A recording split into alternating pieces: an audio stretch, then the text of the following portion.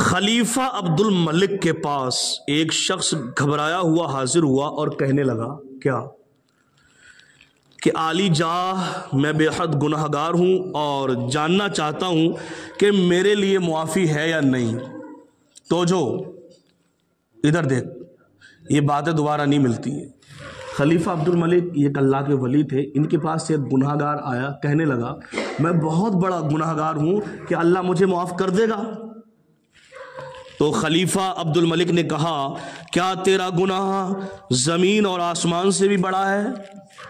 اس نے کہا بڑا ہے، یعنی زمین سے بھی بڑا ہے اور آسمان سے بھی بڑا میرا گناہ ہے۔ خلیفہ نے پوچھا کیا تیرا گناہ لوح و قلم سے بھی بڑا ہے؟ تو وہ گناہ گار کہنے لگا کہ ہاں، لوح و قلم سے بھی بڑھ کر میرا گناہ ہے۔ پھر پوچھا کیا تیرا گناہ عرش و کرسی سے بھی بڑا ہے؟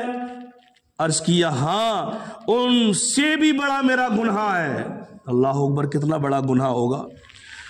پھر خلیفہ عبد الملک نے کیا فرمایا کہ بھائی یقیناً تیرا گناہ بڑا ہے، لیکن میں یقین کے ساتھ کہتا ہوں تیرا زندگی کا گناہ اللہ کی رحمت سے بڑا نہیں ہو سکتا۔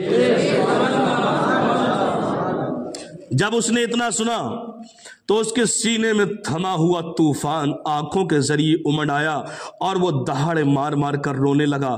خلیفہ نے کہا بھائی آخر مجھے بھی تو بتا چلے کہ تمہارا گناہ کیا ہے؟ اس پر اس نے کہا حضور مجھے آپ کو بتاتے ہوئے بے حد ندامت شرمندگی آ رہی ہے، تاہم عرض کیے دیتا ہوں شاید میری توبہ کی کوئی صورت نکل آئے۔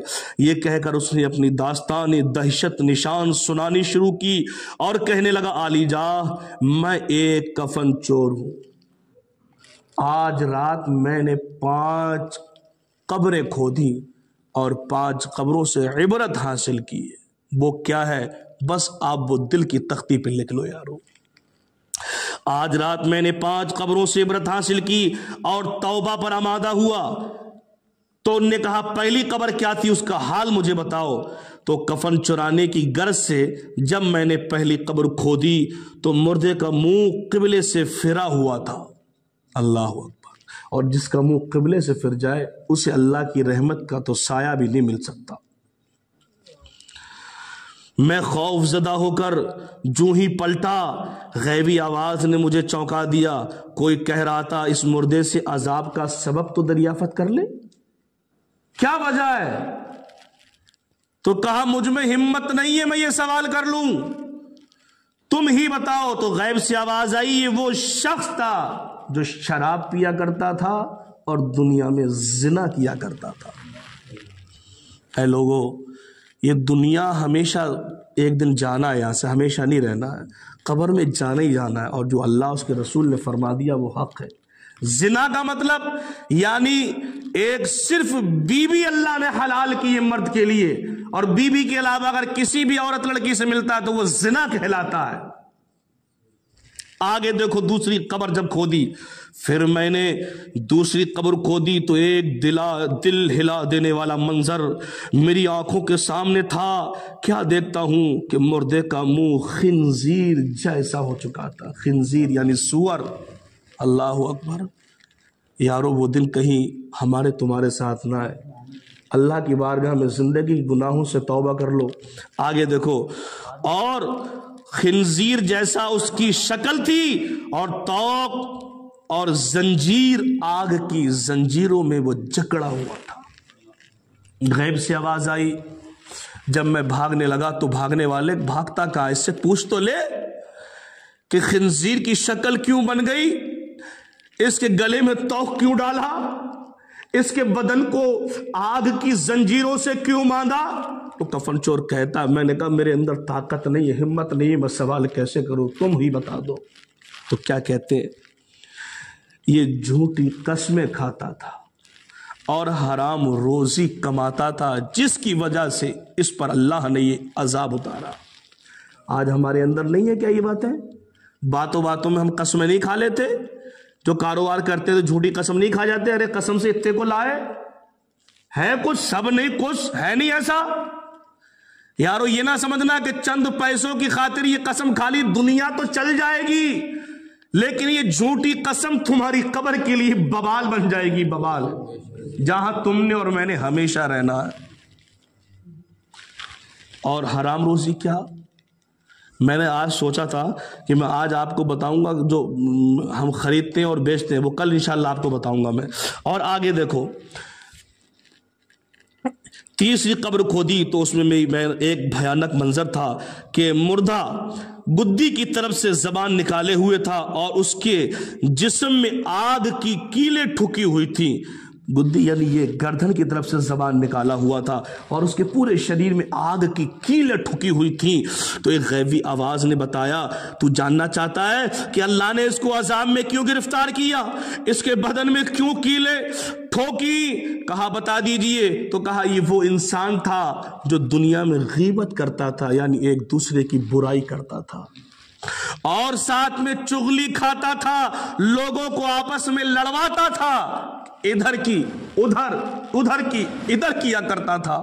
یارو آج ہم تھوڑے سے مزے کی خاطر ایک دوسرے کی برائی کر دیتے ہیں اور بڑے شوق میں سن بھی لیتے ہیں، یہ ہمارا قیامت کے لیے بوال بن جائے گا اور دوزخ میں جانے کا راستہ بن جائے گا۔ یہ اپنے اندر سے یہ عادت ختم کر دو، نہ ہم نے کسی کی برائی کرنی ہے اور نہ ہم نے کسی کی برائی سننی ہے انشاءاللہ تعالی۔ یہ سب سے ایک حدیث شریف میں آتا ہے، جو کسی کی برائی کرے گویا کہ وہ ایسا کہ اپنے سگے مرے ہوئے بھائی کا گوشت کھاتا ہے۔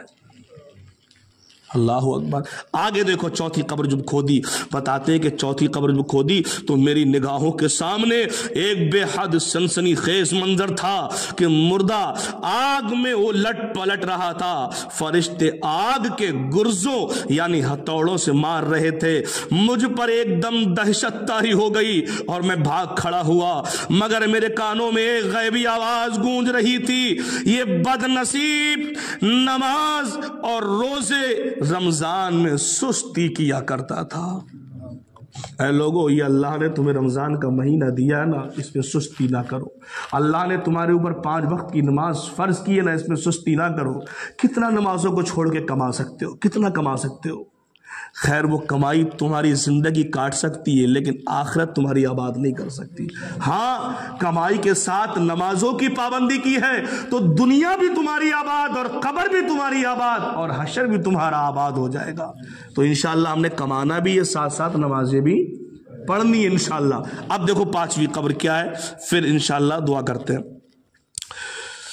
اب دیکھو، آپ اس میں جوان زیادہ ہو، ہے نا، جوانی کی دہلیز پہ دیکھو، اگر ہم یہ بیان سن کے اگر توبہ کر لیتے تو اللہ کا انعام کیا ہوتا۔ دیکھو جوانی میں توبہ کا انعام۔ جب 5ویں قبر کھودی تو اس کی حالت گزشتہ یعنی 4 قبروں سے بالکل برعکس یعنی الگ تھی۔ قبر تحد نظر کشادہ تھی، یعنی جب 5ویں قبر کھودی تو میں نے دیکھا کہ جہاں تک میری نظر جا رہی ہے قبر چوڑی کر دی گئی ہے۔ سبحان اللہ۔ آگے فرماتے ہیں کہ اندر ایک نوجوان تھا، چاند سا چہرہ چمک رہا تھا، سبحان اللہ، اور ایک جنتی تخت تھا، سبحان اللہ، اور اس جنتی تخت پہ یہ نوجوان چودھویں کے چاند کی طرح چہرہ لیے ہوئے بیٹھا تھا۔